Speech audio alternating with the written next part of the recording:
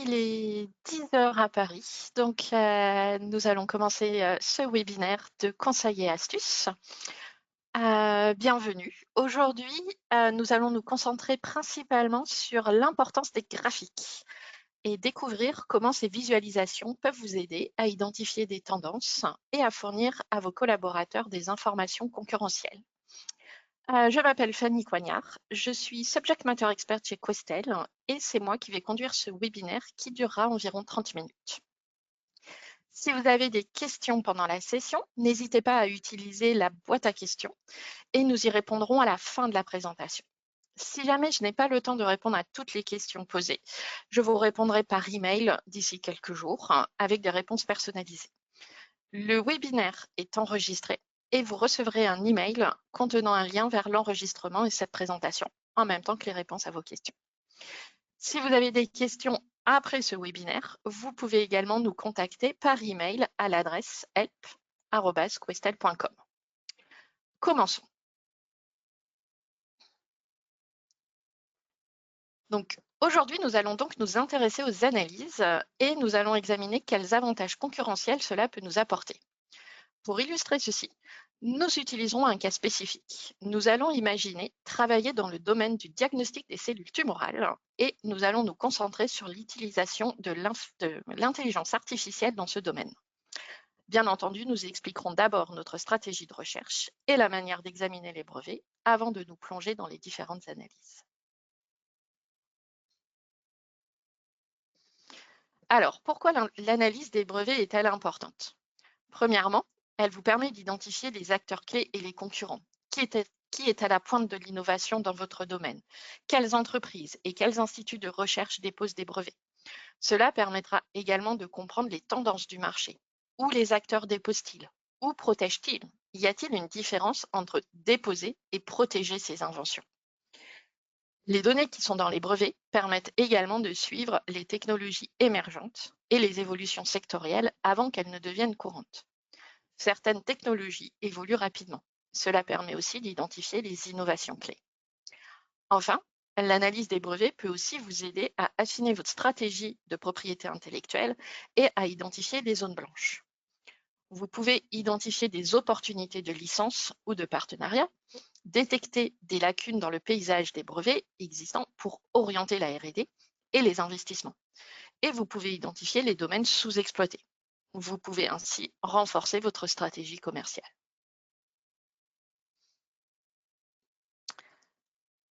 Nous allons donc nous intéresser à l'utilisation de l'intelligence artificielle dans le diagnostic des cellules tumorales. L'IA révolutionne le diagnostic des cellules tumorales, notamment pour la détection précoce du cancer. L'IA peut analyser des données médicales telles que des examens d'imagerie et des résultats de biopsie beaucoup plus rapidement et plus précisément que l'humain. Cette technologie permet d'identifier les tumeurs, d'évaluer la malignité et de prédire les schémas de croissance, permettant ainsi des diagnostics plus rapides et plus précis, ce qui pourrait améliorer les résultats pour les patients. Voyons ce que nous pouvons apprendre sur ce sujet en utilisant les analyses de brevets disponibles dans Orbit Intelligence.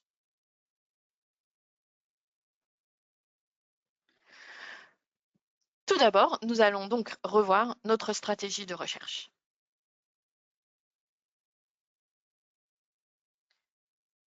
Voyons donc d'abord comment récupérer les résultats pour procéder à la revue des brevets pertinents. On peut suivre les voies traditionnelles de recherche, à savoir la recherche par mots-clés, la recherche sémantique, etc. Cependant, bien souvent, lorsque l'on entame une recherche dans un domaine technique peu familier, on ne sait pas quels sont les mots-clés pertinents ou quel code de classification devons-nous utiliser. Ou bien, nous ne disposons pas d'un contenu technique suffisant pour effectuer une recherche sémantique correcte. Il se peut que nous n'ayons que 2 lignes concernant le sujet technique sur lequel nous voulons effectuer une recherche. C'est là que vous pouvez tirer parti d'une des nouveautés d'Orbit Intelligence appelée Sophia Query, notre constructeur de requêtes. Sophia Query est une boîte de dialogue intelligente formée pour traiter vos questions en langage naturel et les transformer en une requête booléenne. Sophia Query exploite la puissance des LLM pour vous assister dans le processus de création de votre requête. Tapez dans la boîte de dialogue ce que vous voulez rechercher dans n'importe quelle langue et Sophia Query vous suggérera des synonymes, des codes de classification et organisera le tout pour construire une requête booléenne. Comme vous pouvez le voir ici, j'ai donné à Sophia Query l'instruction « Find me patent discussing use of AI in tumor cell diagnosis », c'est-à-dire « Trouve-moi des brevets discutant de l'utilisation de l'IA dans le diagnostic des cellules tumorales ». Je lui ai parlé en anglais, mais j'aurais très bien pu le faire en français. Sophia Query a traité cette question pour suggérer des synonymes et des codes de classification et a ensuite organisé le tout donc dans la requête booléenne en utilisant les opérateurs d'Orbit Intelligence comme vous pouvez le voir. De cette façon, Sophia Query vous aide à gagner du temps lorsqu'il s'agit de construire des recherches en fournissant aux utilisateurs des résultats plus rapides et plus précis avec un minimum d'erreurs de syntaxe. Sophia Query va aider les utilisateurs non experts en rendant les recherches de brevets accessibles, leur permettant d'effectuer des recherches complexes avec facilité. Mais Sophia Query aide également les utilisateurs experts en démarrant rapidement des recherches sur des sujets peu familiers, fournissant une base solide que vous pouvez adapter et affiner en fonction de votre expertise.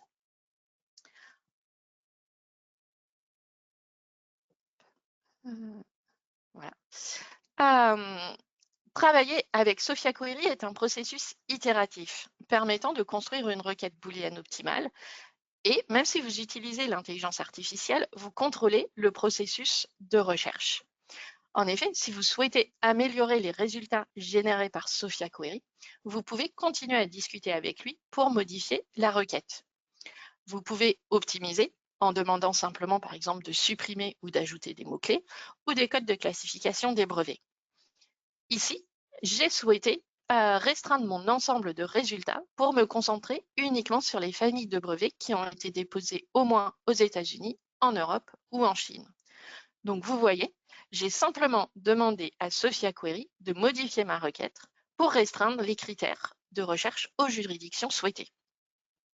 Et comme vous pouvez le voir à l'écran, ma nouvelle requête ne recherchera donc que les familles dont au moins un des membres a été déposé dans l'un de ces pays.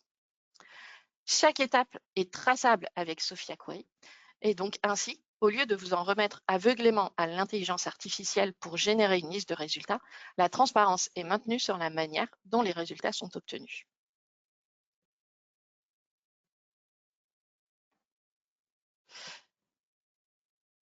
Maintenant que nous avons notre requête booléenne, nous allons pouvoir revoir les résultats obtenus.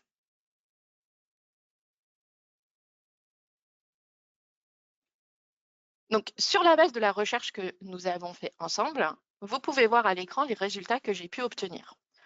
Cependant, même après avoir modifié ma requête, j'obtiens toujours un grand nombre de résultats, ce qui va me prendre beaucoup de temps à examiner. Je souhaite donc modifier et restreindre la portée de ma requête pour me concentrer uniquement sur les publications de brevets décrivant des cellules tumorales de petite taille. Pour ajouter ce critère de recherche concernant la taille de la cellule, je peux utiliser une nouvelle fonctionnalité appelée la recherche par mesure. Le champ de recherche par mesure permet de combiner une recherche textuelle dans le formulaire de recherche avancée avec une recherche par unité de mesure. Le champ spécifique à la mesure vous permet de spécifier une valeur ou une fourchette de nombre et de l'associer à un type de mesure et à l'unité souhaitée.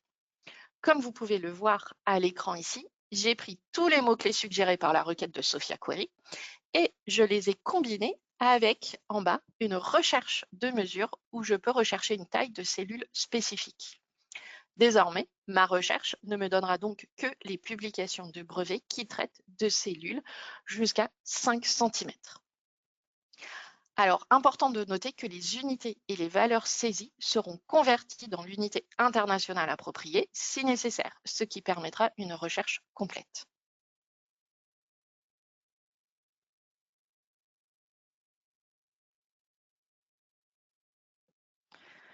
Dans l'onglet Quick, on peut voir le texte correspondant avec l'indication de la ou des publications du domaine où le texte a été identifié, ce qui rend le processus de revue des brevets très efficace. Cela augmente la vitesse d'analyse et donc ici, je peux rapidement voir que la description de la publication chinoise traite des cellules de carcinome squameux de l'œsophage humain d'une longueur de 17,05 plus ou moins 4,9 micromètres et de 18,73 plus ou moins 4,79 micromètres.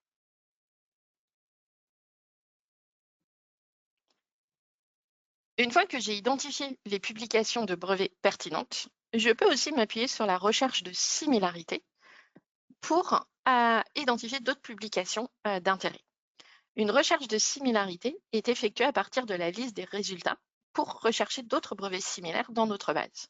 Ainsi, au lieu d'effectuer une autre recherche par mots-clés, je peux me fier à cette recherche pour identifier d'autres brevets pertinents que je pourrais ensuite combiner à ma recherche précédente. C'est donc ce que je vais faire. Et nous allons maintenant donc pouvoir regarder nos analyses. Donc, maintenant que nous avons donc notre liste de publications pertinentes, nous allons donc nous concentrer sur la manière dont Orbit Intelligence peut être exploité pour générer différentes analyses graphiques à partir de cet ensemble de données. Cela va nous permettre d'obtenir des informations exploitables et de prendre des décisions stratégiques sur ces données. Souvent, la première question cruciale à laquelle vous devez répondre lorsque vous effectuez une analyse est de savoir qui sont les principaux acteurs dans votre domaine. De cette manière, vous pouvez identifier les acteurs que vous devez suivre de près. Mais lorsque l'on étudie les principaux acteurs d'un domaine, il est souvent difficile de dissocier les sociétés mères de leurs filiales. Et il faut alors passer par le processus laborieux de regroupement manuel des sociétés et des filiales. Dans Orbit Intelligence, grâce à la fonction regroupement par société mère qui est disponible dans le niveau premium, vous pouvez économiser du temps de regroupement des données des concurrents en un seul clic. Vous pouvez également étudier les dépôts par statut juridique en utilisant la fonction split by ou fragmenté que j'ai encadrée ici. Cela va vous permettre de comprendre qui maintient encore activement son portefeuille brevet et donc par conséquent les acteurs que vous devriez suivre. Par exemple, en regardant ce graphique, je peux voir que le domaine technologique du diagnostic des cellules tumorales piloté par l'IA est dominé principalement par des acteurs bien établis dans l'espace tels que Roche, Veracity, Philips, etc., avec des portefeuilles vivants. Il est intéressant de noter que parmi les grands noms, il y a deux acteurs relativement nouveaux, Page AI et Tempus AI. Par ailleurs, la majorité de leurs brevets sont actifs, qu'il s'agisse de brevets délivrés ou en cours d'examen.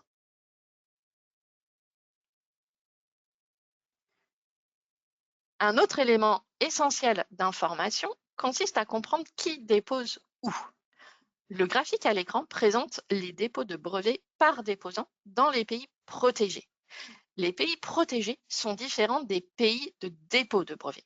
Alors que le champ des pays de dépôt vous présente simplement le numéro de publication du brevet dans une juridiction donnée, y compris les dépôts vivants et morts, les pays protégés ne prennent en considération que les dépôts de brevets délivrés ou en cours de procédure. Ils donnent ainsi une image plus précise de la présence d'un acteur dans une juridiction. À partir de ces informations, je peux dériver beaucoup d'autres données. Nous voyons que la plupart des brevets sont basés dans le monde occidental. Certaines entreprises, comme Protom International Holding, ne déposent des demandes qu'aux États-Unis. Cela indique un blocage plus important de la part des concurrents lorsqu'il s'agit de commercialiser mon invention dans les pays occidentaux. En revanche, si je développe mon portefeuille dans les pays asiatiques, je devrais être confronté à une concurrence beaucoup moins forte. Comme nous pouvons le voir à l'écran, à part la Chine et le Japon, le seul pays asiatique parmi les 10 premiers pays protégés est la Corée, qui a également moins de dépôts que les pays d'Amérique du Nord ou d'Europe. Si j'envisage d'élargir mon portefeuille de brevets dans des pays tels que le Japon et la Chine, je dois donc être conscient de la nécessité de cette étude.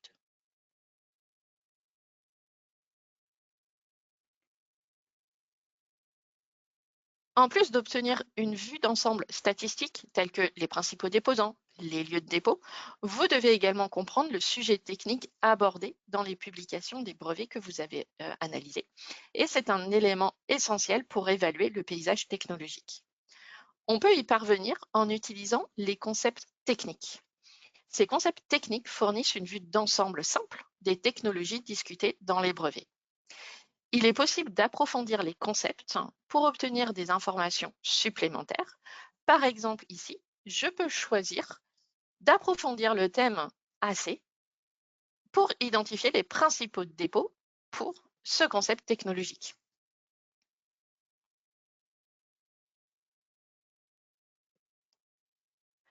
Je peux également combiner ces concepts techniques avec les déposants afin d'acquérir une compréhension plus complète du domaine.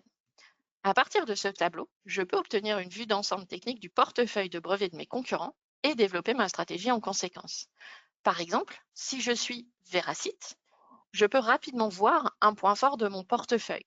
J'ai le plus grand nombre de dépôts de brevets que tout autre dans l'espace des kits pour le diagnostic ou le traitement des maladies. En gardant cette information à l'esprit, je peux continuer à investir dans ce domaine technologique, ce qui peut ensuite être exploité parce que, par exemple, donc toujours si je suis Veracite, je peux facilement devenir leader dans le domaine technique des kits avec moins de blocage de la part de mes concurrents lorsqu'il s'agit de mettre ce produit sur le marché. Il y aura également pour moi un plus grand espace vide technologique inexploité permettant plus d'innovation. Et si je suis à la recherche de partenariats, je peux immédiatement dire comment mon portefeuille ajoutera de la diversification technologique au portefeuille d'une entreprise tierce.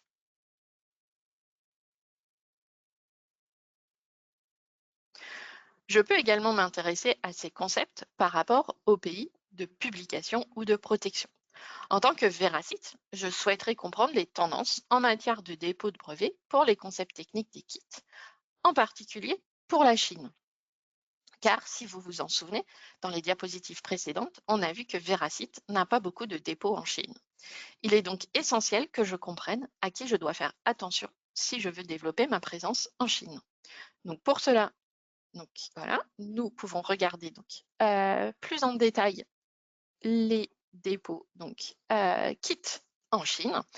Je peux très facilement explorer cet ensemble de données pour identifier mes principaux concurrents. J'ai ainsi vu qu'aucun des principaux concurrents affichés ici ne figure parmi les 10 premiers déposants de ma recherche initiale dans le domaine de l'intelligence artificielle dans le diagnostic des cellules tumorales. Vous voyez, là, on tombe sur Bayer, Beyond Spring, CellPlay, etc. Cela montre donc à quel point il est important d'acquérir une compréhension du contenu technique des publications de brevets, en plus des statistiques générales. Cela vous permettra de comprendre le paysage technologique à un niveau plus précis, ce qui vous permettra de développer des analyses précises et de mettre au point des stratégies de dépôt de brevets efficaces.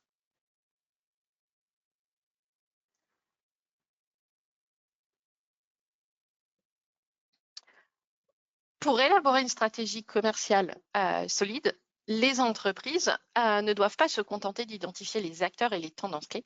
Elles doivent également évaluer la qualité et la valeur des portefeuilles de brevets. Chez Questel, nous avons développé des métriques d'invention qui sont uniques et fournissent un moyen qualitatif d'évaluer les innovations des concurrents, aidant les entreprises à identifier les brevets de valeur dans un portefeuille donné, que ce soit le vôtre ou celui d'un partenaire potentiel. Grâce à ces indicateurs, les entreprises peuvent classer les brevets individuels, déterminer la solidité de leur propre portefeuille par rapport à celui des concurrents et identifier des partenariats stratégiques ou des opportunités de licence. Cette approche garantit que les entreprises investissent dans les bonnes technologies en se concentrant sur les brevets qui offrent une réelle valeur marchande et un avantage concurrentiel. Voici les principales métriques que je voulais vous décrire aujourd'hui. Tout d'abord, l'impact technique. Il évalue l'influence d'une invention en tenant compte des facteurs qui vont au-delà du nombre de citations. Il prend en compte l'ancienneté du brevet, son domaine technique, ainsi que le nombre et la nature des citations reçues, en faisant la distinction entre les autocitations et les citations de tiers. Cette approche permet d'atténuer les biais inhérents au décompte brut de citations et de mesurer plus précisément l'importance technologique d'un brevet. Les citations sont un indicateur clé de l'impact technologique d'un brevet car elles reflètent la fréquence à laquelle l'invention a été référencée dans des brevets ultérieurs et par qui. Lorsqu'un brevet fait l'objet de nombreuses citations, en particulier de la part d'entités externes, cela suggère que l'innovation a influencé les développements technologiques ultérieurs, ce qui en fait une contribution importante dans son domaine. Toutefois, le nombre brut de citations peut être biaisé, car certaines entreprises citent fréquemment leurs propres brevets, ce sont les autocitations, ou alors elles opèrent dans des domaines où l'activité de citation est intrinsèquement élevée. En analysant à la fois la quantité et la nature des citations, ainsi que d'autres facteurs tels que l'âge du brevet et le domaine technique, la mesure de l'impact technique fournit une évaluation plus équilibrée et plus significative de l'influence réelle d'un brevet. Deuxième métrique dont je voulais vous parler, la stratégie marché. Elle évalue le potentiel commercial d'une famille de brevets en évaluant la valeur économique des marchés sur lesquels les brevets ont été délivrés ou sont en cours de délivrance. Au lieu de se contenter de compter les juridictions, cet indicateur pondère la taille du marché en utilisant le PIB pour refléter le véritable impact économique de la couverture géographique d'un brevet. Cette mesure donne une représentation plus précise de l'efficacité avec laquelle une famille de brevets assure une protection dans des régions économiquement importantes. La force du brevet fournit une évaluation complète d'une invention en combinant les indices que l'on vient de voir, l'impact technique et la stratégie commerciale. Cette mesure équilibre à la fois l'importance technologique, basée sur les citations et les domaines des brevets, et le potentiel commercial, évalué par la taille du marché et la couverture des brevets.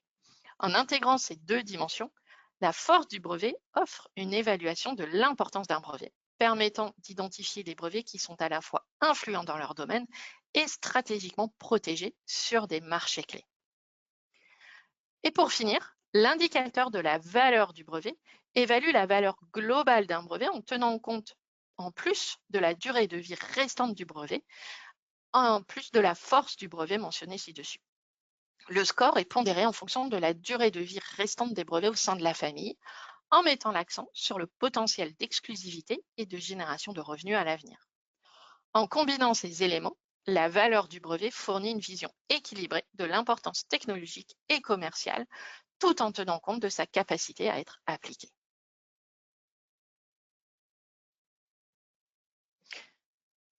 Pour classer les brevets individuels afin d'identifier les acteurs ayant une forte capacité d'invention, nous vous proposons d'utiliser le tableau des indicateurs clés que vous personnaliserez avec les indicateurs qui vous intéressent pour votre évaluation.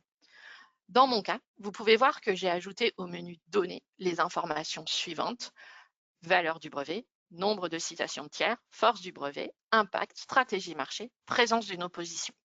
J'ai également ajouté deux autres mesures que je n'ai pas expliquées, la généralité et l'originalité, qui sont des métriques basées sur les classifications de l'invention. Mes inventions sont classées en fonction de la valeur du brevet par ordre décroissant. Cela signifie que les inventions les plus intéressantes pour moi sont celles qui ont la valeur la plus élevée, c'est-à-dire le meilleur équilibre entre l'impact technique, la stratégie marché et la durée de vie restante. Nous pouvons voir ici que les deux entreprises que nous avons déjà identifiées dans nos graphiques précédents sont toujours là, Tempus AI et Page AI, avec des brevets de grande valeur. Nous allons donc maintenant concentrer notre analyse sur ces deux entreprises afin de mieux comprendre leur stratégie commerciale. Pour effectuer cette comparaison, nous allons utiliser un graphique en radar que vous pouvez également trouver dans les visualisations recommandées.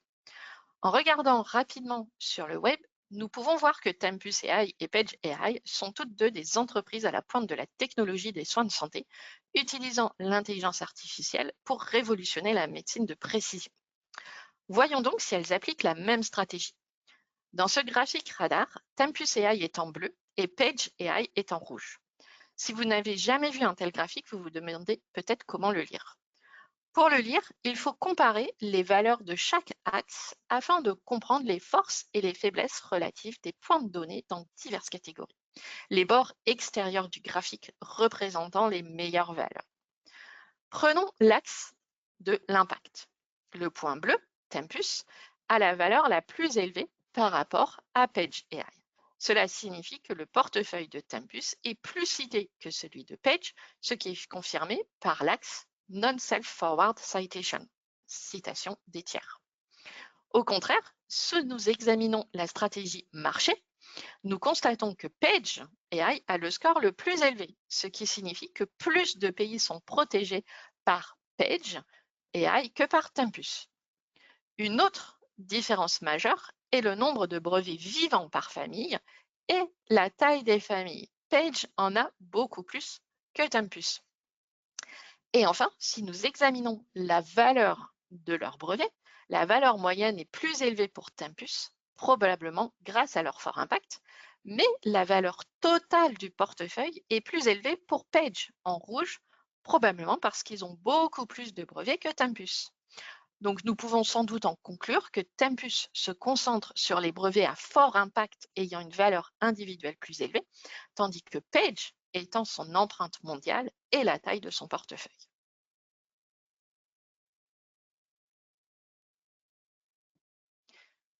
Donc maintenant que nous avons comparé Page AI et Tempus AI, revenons à notre ensemble de données complet et comparons les différents portefeuilles. Pour ce faire, nous utiliserons le graphique des indicateurs, également disponible dans le panneau des graphiques recommandés. Nous allons le modifier avec les métriques suivantes: âge, impact technologique, nombre de familles de brevets par société mère. Comme nous l'avons vu précédemment, la licence Premium offre la possibilité de regrouper automatiquement les différents noms des déposants par société mère sur la base de notre arbre des sociétés. Dans les autres licences, essentielles ou avancées, vous pouvez effectuer ce regroupement manuel en utilisant les règles de données. Comment lire un tel graphique et comment peut-il nous aider à identifier des partenaires ou des concurrents potentiels pertinents?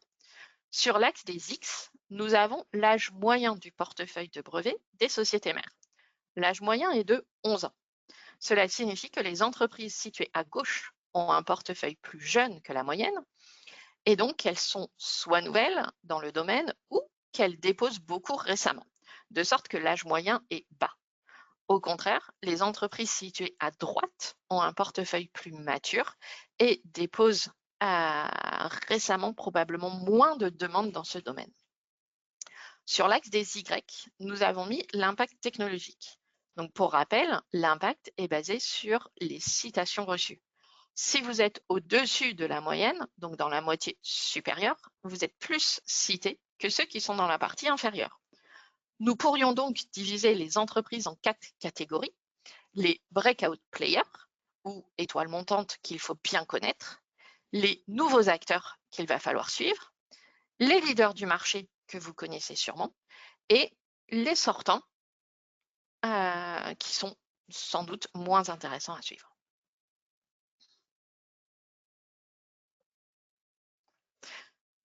Il est intéressant, mais pas surprenant, de constater que Page AI, qui est en bleu ici, et Tempus AI en marron, sont tous les deux dans la catégorie des breakout players, donc des étoiles montantes. Cela confirme tout ce que nous avons vu jusqu'à présent. Après avoir analysé les stratégies commerciales à l'aide des différents graphiques que je vous ai présentés, nous allons maintenant nous concentrer sur l'innovation. Dans cette dernière phase, nous allons identifier les espaces blancs potentiels du marché pour comprendre où les différents acteurs se positionnent et découvrir des opportunités de croissance et de différenciation. Pour ce faire, nous allons utiliser la carte topographique, une autre visualisation qui se trouve également dans les graphiques recommandés. Cette carte représente les familles de brevets classées en groupes, principalement en fonction de concepts sémantiquement normalisés et des codes CIB contenus dans les brevets. Comme vous le savez, l'extraction des concepts se fait sur le texte intégral, puis ils sont normalisés sur la base de règles syntaxiques et sémantiques. Donc c'est un traitement du langage naturel. Chaque concept est ensuite pondéré en fonction du champ, titre, résumé, revendication, description, donc dans le champ dans lequel le concept a été identifié et de sa fréquence d'apparition. Cela signifie que les concepts extraits reflètent le contenu sémantique du brevet. Comment lire cette carte? Chaque point correspond à une famille de brevets et la position des points est basée sur la similarité des familles de brevets. Plus il y a de concepts et de codes CIB en commun, plus ils sont proches. Dans un même groupe de couleurs, vous trouverez des familles, donc les points, qui partagent des concepts et qui auront des liens de proximité et de similarité entre elles. La représentation topographique est basée sur la densité des points. Plus il y a de brevets dans une même zone, plus cela crée des montagnes qui sont hautes. Au contraire, les zones à faible densité sont représentées par de l'eau ou par des champs verts. Les quelques points isolés que l'on voit dans l'eau indiquent des zones avec des espaces blancs. Seules quelques inventions existent dans ces domaines, ce qui laisse beaucoup d'espace pour l'innovation. En sélectionnant ces points, nous pourrons examiner ces inventions en détail. Donc, c'est ce que nous avons fait ici, en sélectionnant les quelques points en bleu et en rouge. Nous pouvons donc, en les sélectionnant, les voir en détail et examiner les brevets qui correspondent à cette technologie.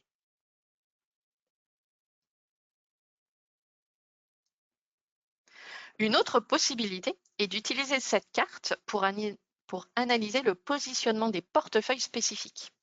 En utilisant le bouton Split By, et plus particulièrement l'option Custom, nous pouvons colorer nos entreprises les plus intéressantes sur la carte.